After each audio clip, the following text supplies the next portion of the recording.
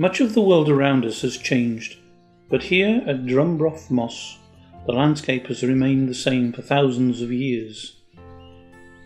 This beautiful lowland mire in the heart of Cumbria is now a site of scientific interest, but also a site of international importance due to its high carbon levels and subsequent preservation of plant life which dates back hundreds of years.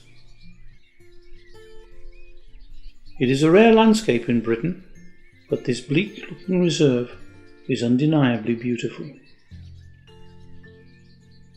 Out here, there isn't much to disturb the peace. The moss is set away from main roads and towns, so Drumburgh is a quiet area for nature to thrive. The site is a haven for wading birds, and in the summer becomes rife with insect life, including hundreds of dragonflies. As an important piece of history, Drumburgh is maintained by the Cumbria Wildlife Trust, who will ensure that the moss is preserved for years to come.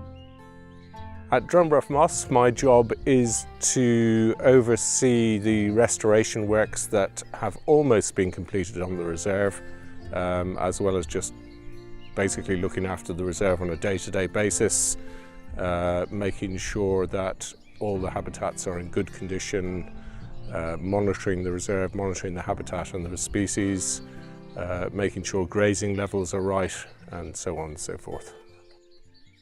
Drumburgh was formed following the last ice age. The dead plant life thawed and filled the water basins, building up over years to form peat. This land was raised above the surrounding landscape, which meant the only water it had was rainwater, which contains very little nutrients. Because of this lack of fertile land, the only plants that do grow are mosses and hardy grasses, like heather and cotton grass. The other aspect of its importance is that it is a hugely efficient carbon sink. So in an age where we now recognise, I think, or most people recognise the fact of global warming, a lot of people think about rainforest and the importance of rainforest in terms of carbon storage. Lowland raised mire is about 3 or 4 times more efficient than rainforest at storing carbon. The moss is located just off the Solway Firth, so it becomes a home for migrating birds coming inland. They make use of the undisturbed location to prepare for their longer flights after the winter. It is also home to ducks and waders, where the occasional kestrel or short-eared owl can be seen. Garden birds too make their home at the moss, making their nests in the hedgerows and trees.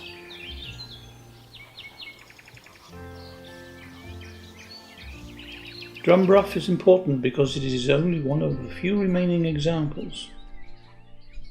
People have destroyed 95% of habitats like Drumburgh moss, and of the few that remain, around half are in Cumbria.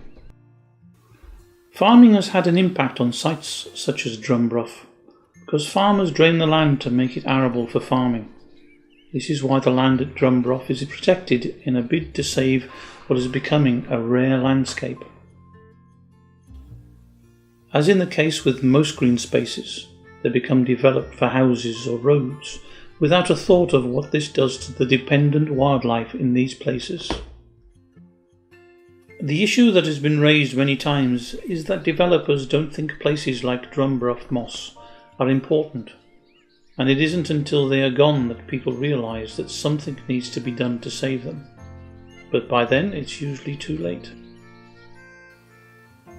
The Cumbria Wildlife Trust wishes to restore the moss to its original state as a lowland bog, which means digging new sinks for the rainwater to fill.